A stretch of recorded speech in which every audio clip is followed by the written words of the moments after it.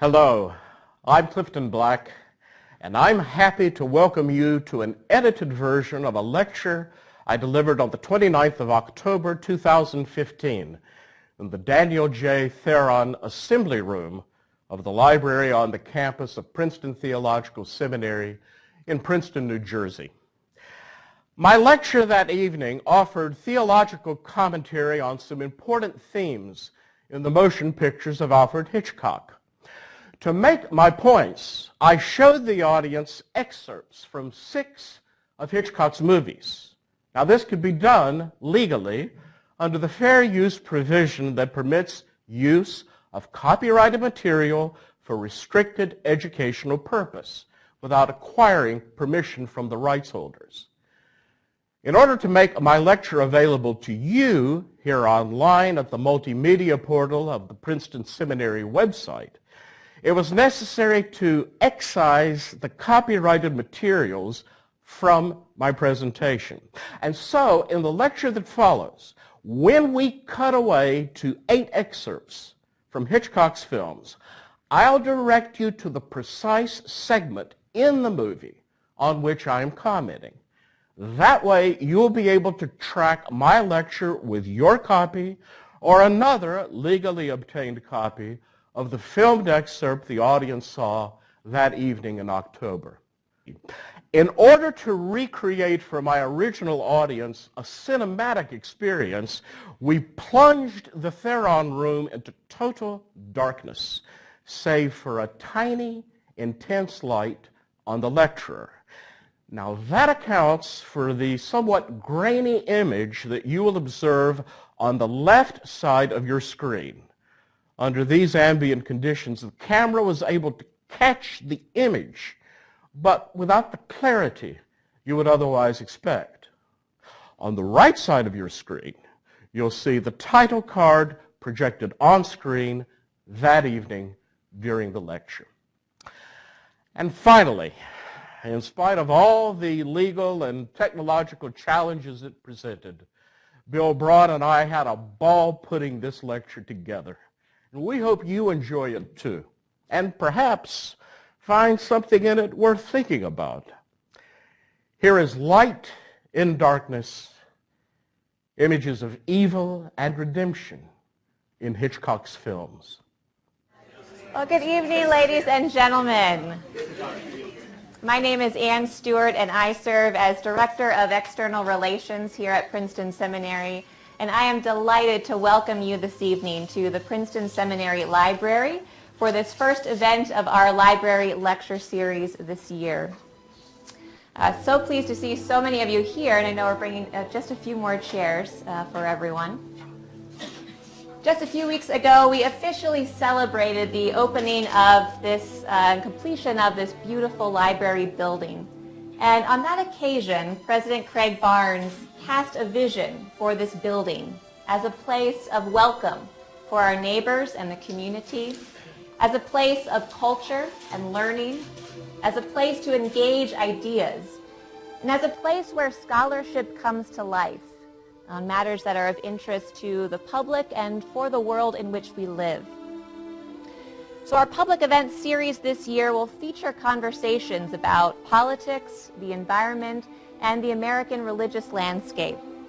We hope you'll join us for some of our upcoming events, including a conversation with Robert Wuthnow, who is a distinguished professor of sociology at Princeton University, and another event with Elizabeth Diaz, who is a correspondent for Time Magazine and also an alumna of Princeton Seminary.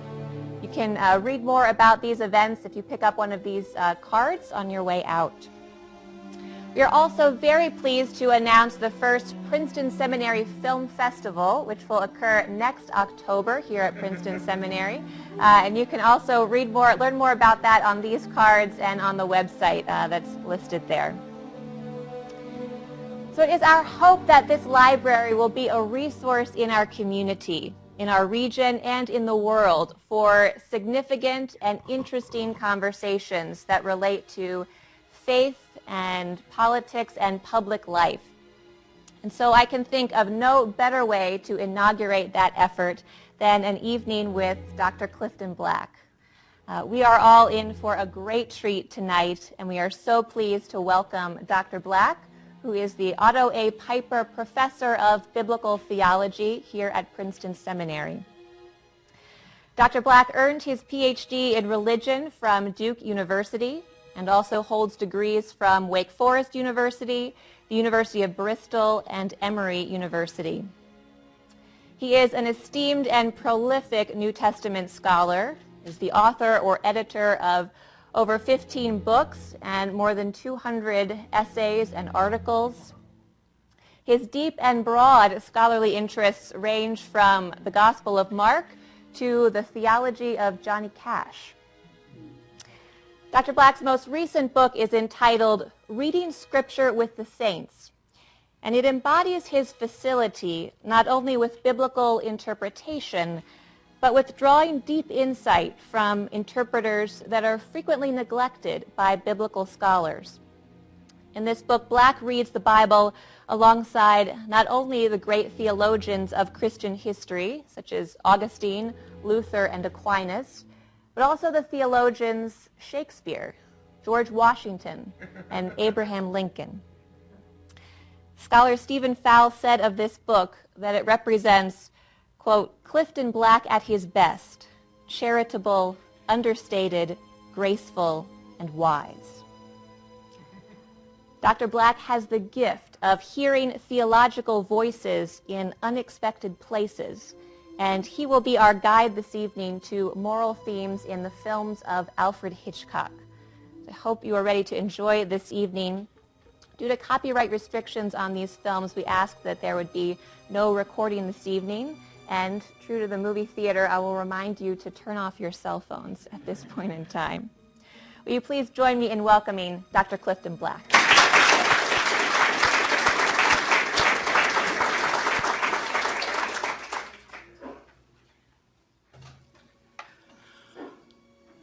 Ladies and gentlemen,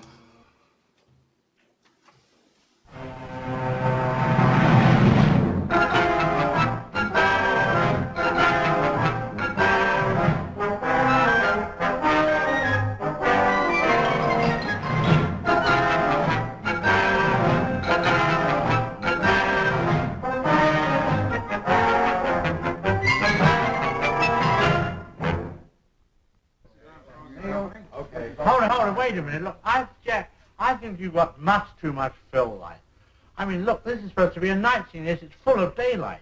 Quiet back. I beg your pardon. Oh, good evening. We wanted to take you behind the scenes for a moment to show you how we make our films. The friendly cooperation of many, many people is needed to bring you these stories. Prop men, makeup men, electricians, cameramen, all part of a team. I'm very proud of them, and they in turn...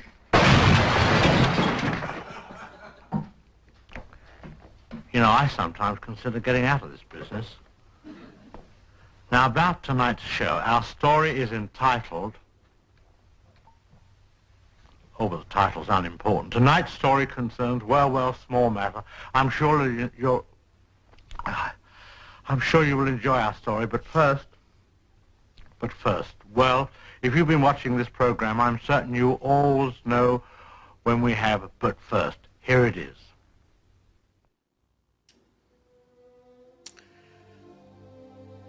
An interviewer once asked Alfred Hitchcock what the deeper logic of his movies was. Hitchcock answered, to put the audience through them. And there's more to that puckish reply than meets the ear. Superficially, it acknowledges his moniker as the master of suspense. In technical terms, it refers to this film director's uncanny ability to grip his audience in a series of sequence photographs traveling through a projector's gate at 24 frames per second. Hitchcock asserted, I'm a purist, and I do believe that film is a series of images projected on a screen, and this succession of images create an idea, which in their turn create emotion. Tonight, I suggest to you that Britain's most famous director puts us through it in an even deeper sense. By the way he tells his stories on screen, Hitchcock reveals to us the reality of evil, the consequences of our failure to resist it, and a fully human way of defying it. Using film in a manner as oblique as it is entertaining, as intellectual as it is emotional, Hitchcock was, at heart, a humanist and a moralist. To make my case, you should be delighted to learn that I'll be presenting copious cinematic evidence. I have calibrated this presentation to assure that Hitchcock himself delivers over half of it, accompanied by some bridging commentary from me.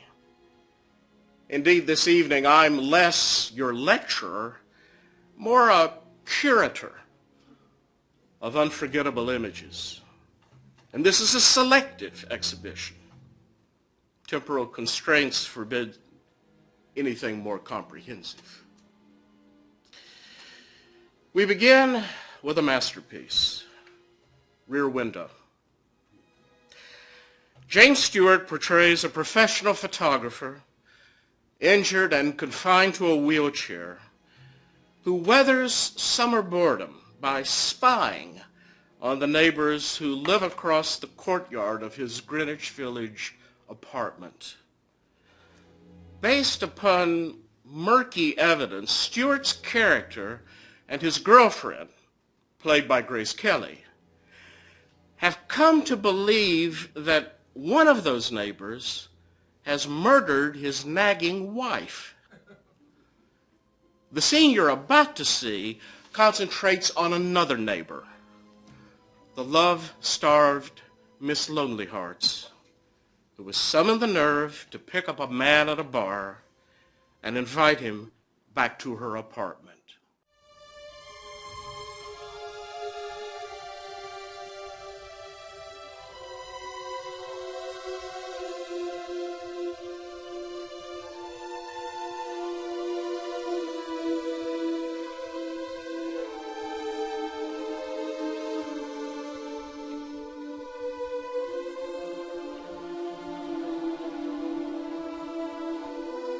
When asked about that last line of dialogue, Hitchcock concurred. He had manipulated his audience into identifying themselves with a couple of very attractive ghouls, content to gaze on human suffering as dispassionately as scientists studying a bug in a bottle. One of the brilliant masterstrokes of Rear Window is that it's a movie about watching movies. For 2 hours, Jimmy Stewart's character watches the equivalent of a dozen movie screens, the open windows across from his own, and projects onto figures he doesn't know his own amusement, suspicions, fantasies, and fears. And for those 2 hours, we in the audience do the very same thing. One character in this movie sighs, "We've become a race of peeping Toms, voyeurs who prefer peeking into other lives instead of looking inside ourselves." Over 60 years later, so addicted to social media that we dare not let our eyes drift from our handheld toys, have we become ghouls even more frightening?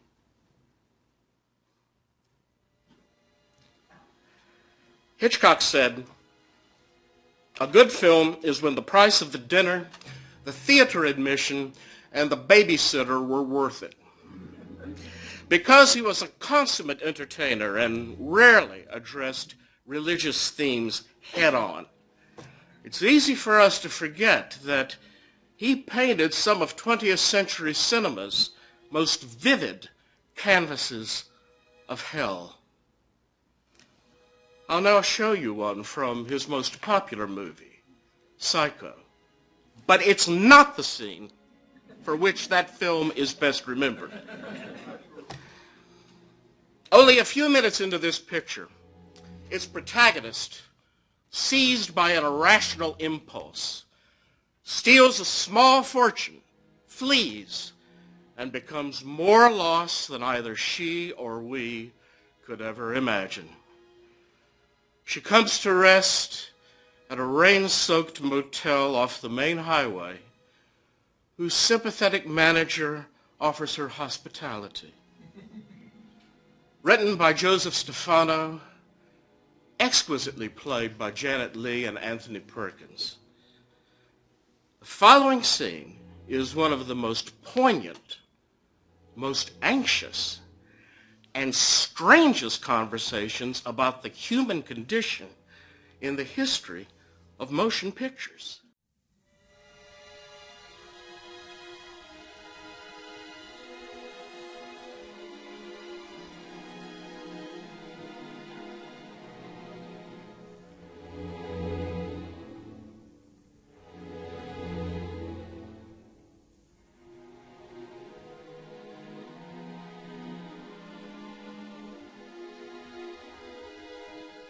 We're all in our private traps, clamped in them, and none of us can ever get out. We scratch and claw, but only at the air, only at each other. And for all of it, we never budge an inch. Marion Crane thanks Norman Bates for opening a window of perception into herself. But that window has been booby-trapped. It's the analysis of a psychotic unable to recognize the depth of his own madness. If we are unable to climb out of our private traps, able only to scratch and claw at one another without empathy, without compassion, then we are truly damned. Marion begins to grasp this, but it's too late. For Norman, it's far too late. Once we step back from its roller coaster shrieks and consider it more thoughtfully, Psycho emerges as a tragedy on par with the finest of Euripides. Norman Bates is Hitchcock's most famous homicidal maniac cum philosopher. The first, however, was Charlie Oakley in Shadow of a Doubt, released during the nightmares of the Second World War. Hitchcock often testified that Shadow of a Doubt was among his favorite films. In it, Joseph Cotten plays a serial killer of rich matrons who seeks refuge from a nationwide manhunt in the comfortable home of his sister and her family.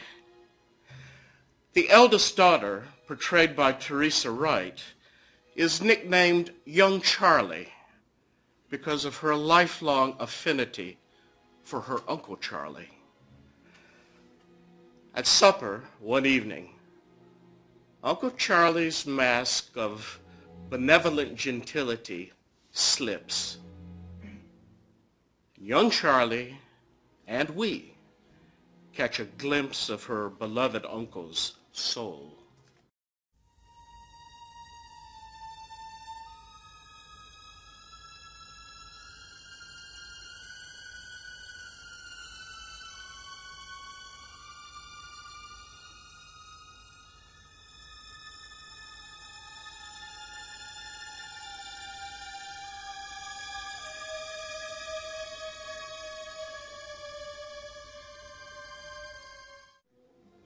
Self-righteous hatred is the trap in which Uncle Charlie is clamped, refusing to budge an inch.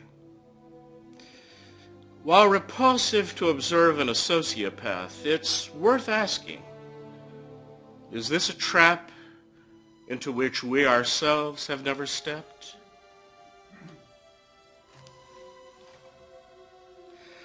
After young Charlie discovers the truth about her uncle, he makes 3 attempts on her life. In the final attempt, he himself dies. Uncle Charlie's family and his adopted hometown, all of which were charmed by his beneficence, mourn his death.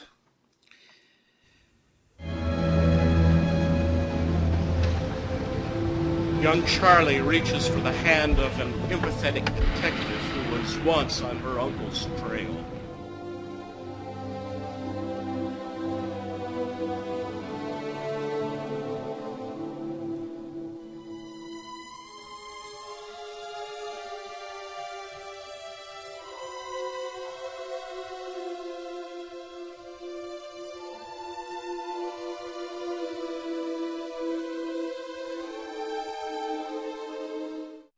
To this point in our tour of Hitchcock's gallery, we have observed one of the master's favorite themes, the intrusion of evil among people in everyday life. Low-rent apartments, cheap motels, small-town tranquility. What if the world, for all its goodness, does need a lot of watching? What if it seems to go crazy now and then, infected by an evil that drives deeper than domesticity? 20 years later, Hitchcock explored these questions in The Birds. Suddenly, inexplicably, those creatures Norman Bates regarded as kind of passive to begin with launch a series of attacks on a coastal village in California. The visiting sophisticate Melanie Daniels, played by Tippi Hedren, drives to an elementary school attended by the daughter of a man with whom she is smitten.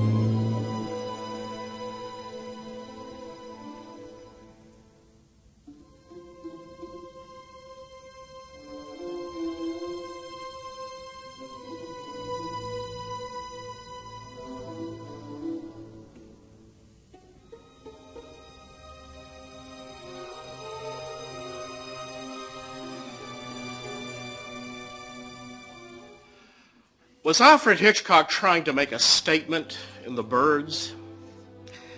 The answer depends on whom you ask. Here's what Hitchcock said. Generally speaking, I believe that people are too complacent. People like Melanie Daniels tend to behave without any kind of responsibility and to ignore the more serious aspects of life. Such people are unaware that catastrophe surrounds us all. But I believe that when catastrophe does come, when people rise to the occasion, then they are all right. Melanie shows that people can be strong when they face up to the situation, like the people in London during the wartime air raids. The Birds basically symbolized the more serious aspects of life. Evan Hunter, who wrote the screenplay for this movie, scoffs at all this. Hunter said, I think Hitch is putting on the world when he pretends there's anything meaningful about the Birds. We were trying to scare the hell out of people. Period. Well, decide for yourself where the truth lies. Perhaps there's something to be said for both assessments. Miss Daniels sits with her back to the menace gathering behind her. Now, allegorize this however it pleases you, but do not dismiss her blind indifference. One more bird. another degree of heat in the Earth's atmosphere, another racist homicide, one more gun. The tipping point will be reached. Have we already reached a point beyond return? If so, would we recognize it? Can we recognize it? In our complacency, have our eyeglasses been shattered? After an even more horrendous assault upon the entire town, Melanie and her boyfriend returned to a cafe where she had previously tried to awaken others to their peril.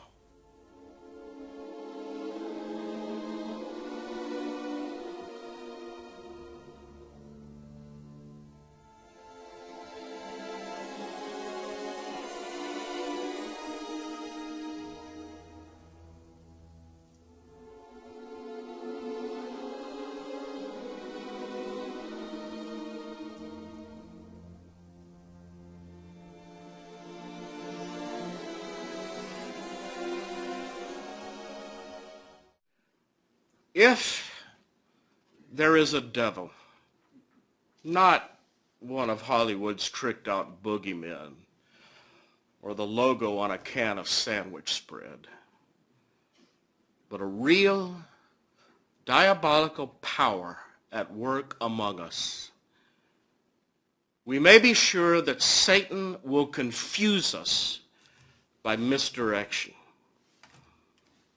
That terrified mother was wrong. Melanie Daniels is no Uncle Charlie. She, like so many, is a convenient scapegoat on which others may dump their senseless panic. At this point, Hitchcock has moved us beyond complacency into something more profound. The imperative to stake a claim on our common humanity. Notwithstanding our bombastic media and its celebrity demagogues, there is no us against them. The aliens we can no longer regard as a who, but only as a malevolent what. It is hard to accept, but finally, among mortal flesh, there's only us, vulnerable, terrified, reaching for one another. A slap in the face is harsh, but it's no clawing in the air. One may wonder, where for Hitchcock is Christianity in all this? The question is not impertinent. As a child, Hitchcock was trained in Catholic schools. The Jesuits, he said many times, taught him logic, precision, discipline. From them, he also learned fear. I read a lot, he recalled, but was terribly scared of the fathers. They were very strict. The role of the church in his films is ambivalent and often unpleasant.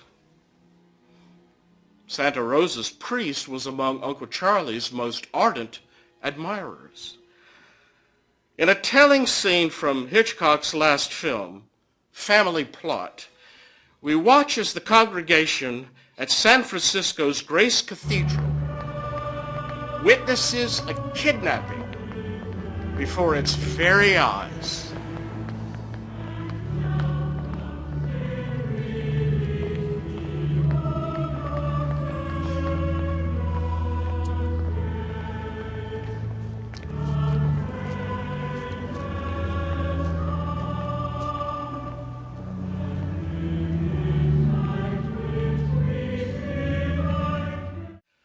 Like all forms of social etiquette, religious politesse can breed paralysis in the face of crime.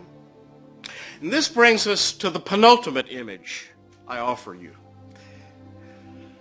In The Man Who Knew Too Much, James Stewart and Doris Day portray a typical American couple whose holiday is accidentally entangled with an assassination plot. Their little boy is kidnapped to ensure their silence. The murder will be attempted during a magnificent concert when the sound of the gunshot will be concealed by a climactic crash of cymbals. London's Royal Albert Hall is the scene for one of Hitchcock's greatest set pieces. In what you're about to see, not one but 4 narratives are tightly knotted. There's the tormented mother's story. There's the dutiful father's story. The professional assassins. And an oblivious symbolists. By the choices made in editing this sequence, notice how Hitchcock places the mother at the pivotal center. She knows the assassin's identity. She knows his intended victim, a nameless dignitary. She knows that if she does nothing, an innocent man who means nothing to her will die. She knows that if she interferes, she has written her child's death warrant. Albert Hall is the land of Moriah. This is the sacrifice of Isaac, retold from Mother Sarah's point of view, augmented by an argument with her husband Abraham. Swirling in the most horrible moral maelstrom of her life, this woman's will could not be more intensely conflicted. Doris Day is the woman who knows too much. What will she do?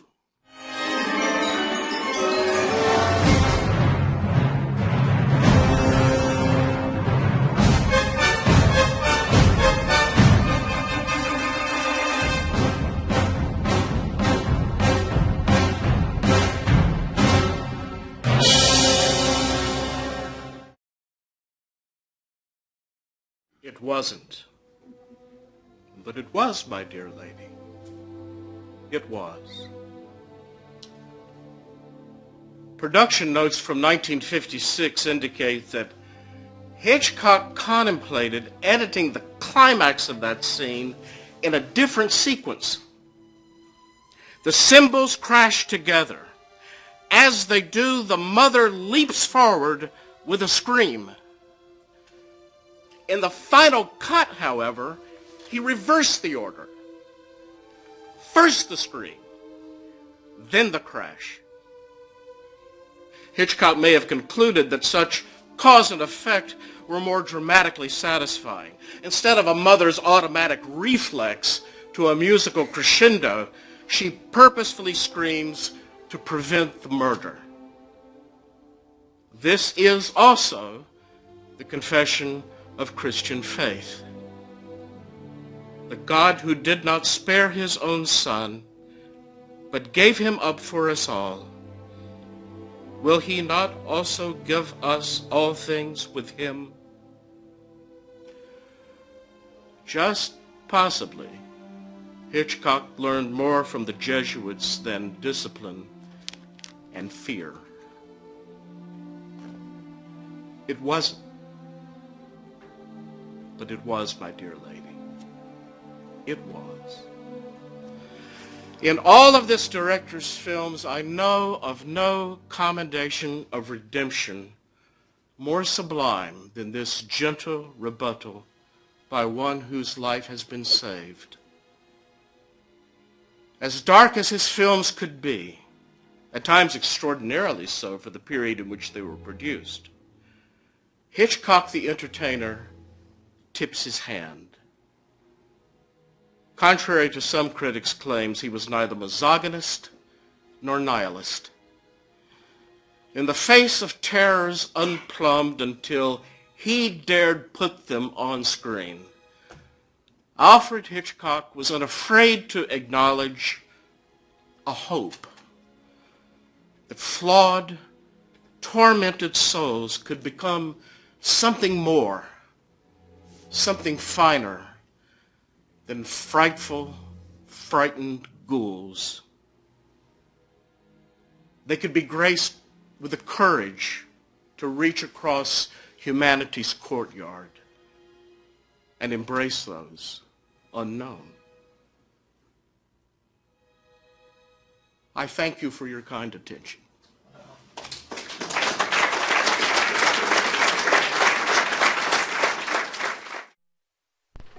Isn't it lovely? All my fellow workers, prop men, electricians, and so on, bought this and presented it to me.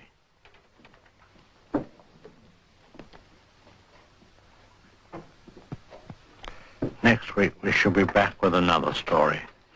Join us then. That is, if you have nothing better to do.